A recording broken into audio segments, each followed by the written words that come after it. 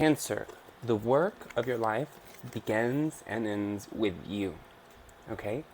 And you are probably stuck in a cycle right now, especially if you have any Gemini in your chart. If you do, then you need to check out the Gemini reading. Actually, I would go back to the Gemini reading and watch that first. Even if you just have a little bit of a Gemini in your chart, that would be important for you. Because either way, you are stuck in a loop right now. You're stuck in some kind of loop, and so is Gemini, but together, and I'm going to read from the book, and that'll explain better why.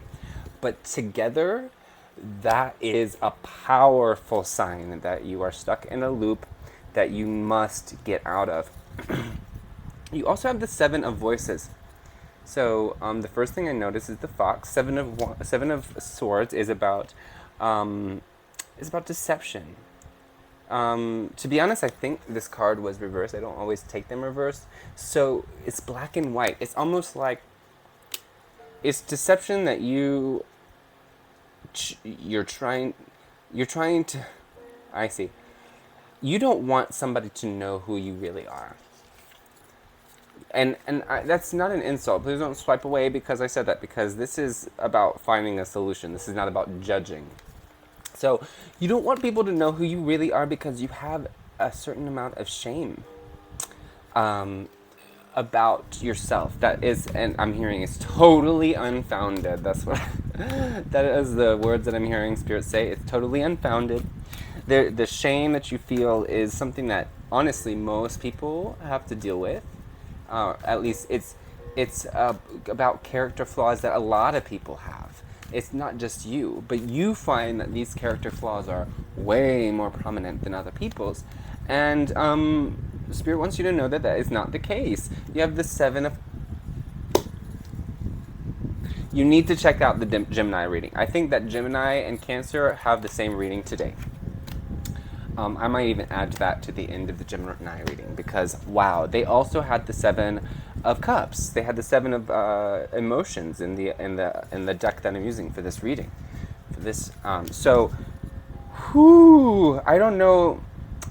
I might come back later with a short and just and I might meditate and ask what this is all about, because the Gemini reading is crazy connected, y'all, crazy connected. What else should I say about this, though? Yes. So you're stuck in illusions. You're stuck in the illusion of separation. We are not separate. Last night I had a huge, I wouldn't say it was a revelation, but an experience where I had meditated already, and I had meditated on expansion. Not exactly, because it's not really expansion, because we are already so expansive.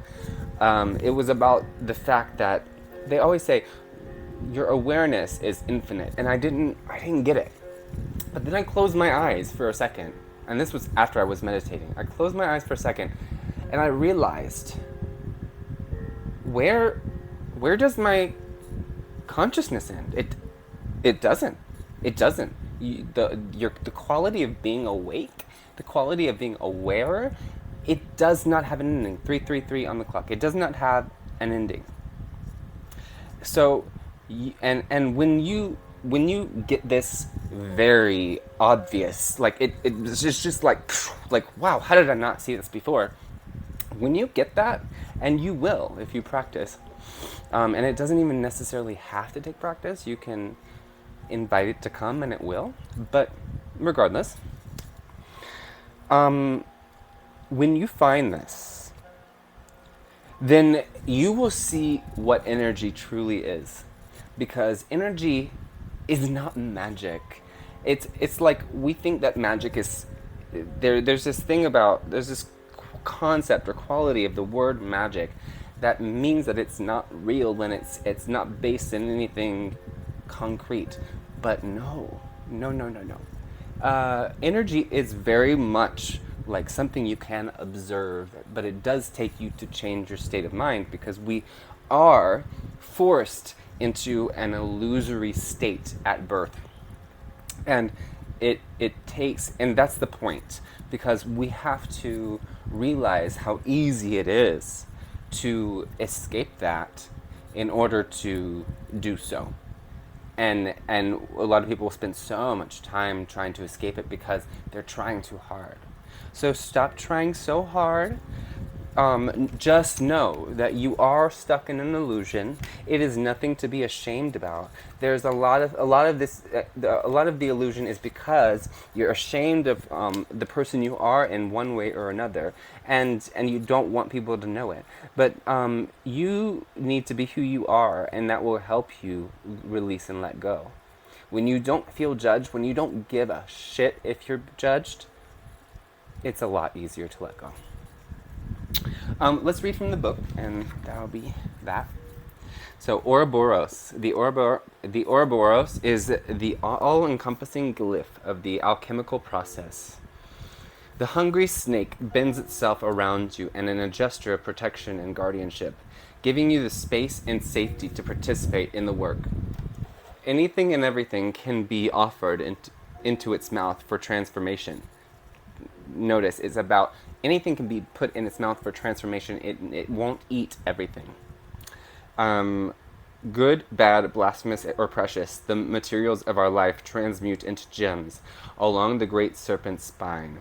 Along with your woes, the Ouroboros engulfs every pair of opposites. What is masculine becomes feminine. What is sky becomes earth. What is past becomes future. When this card appears, you have entered the quantum realm, which is exactly what I was just saying. What I just was describing, that is the quantum realm. Everything is a possibility. No one knows the limits of the Ouroboros. Just when you fell into thinking that your life was straightening out, the snake takes you once again into its gaping mouth for an entirely new trajectory. Go deeper, look into the 1889 etching. I cannot read that. It's Die Sinnlichkeit. Sorry. Or otherwise meaning sensuality, by Frank von Stuck. That's in German. To ponder, your iris encircling the pupil. So that would be a good thing to meditate about. And also the Ouroboros is also known as the tail eater, the guardian, or the quantum realm. Interesting. I didn't even see that part about the quantum realm before when I was skimming the book. I didn't see that. And I talked about all that stuff about the quantum realm. Yeah. I forgot this one thing about the Ouroboros card is that she says, this card runs in tandem with the Rotatio card. If both appear in one reading, you are certainly caught in the loop, perhaps even a hamster wheel, that will take advanced effort to exit. So you are very much encouraged to meditate. Yair Sagi is a great one. I think Joe Dispenza is a good one, but I would do some other kinds of meditation on top of his. Another one that is super good is a Lunya, but her meditations are behind a paywall, but they're so worth it. So if you do happen to have Gemini in your chart, I will tell you this. Some of you have some questions about your gender, and this won't be all of you. And you need to explore that.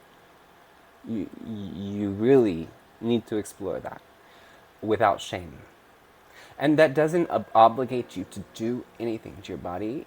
It doesn't obligate you to do anything with your identity. But you need to ask yourself, and you need to contemplate it. And other kinds of transformations like that are very apparent. And again, you don't have to do that kind of transformation to ask the question and to get an answer. But I'm just saying the way we conceptualize that is a very stark transformation. So there might be some other kind of transformation that would be very evident to the eye that you need to ponder. Anyway, so don't forget to like and subscribe, please, and check in the description down below or in the Instagram title to get a personal reading with me. See ya.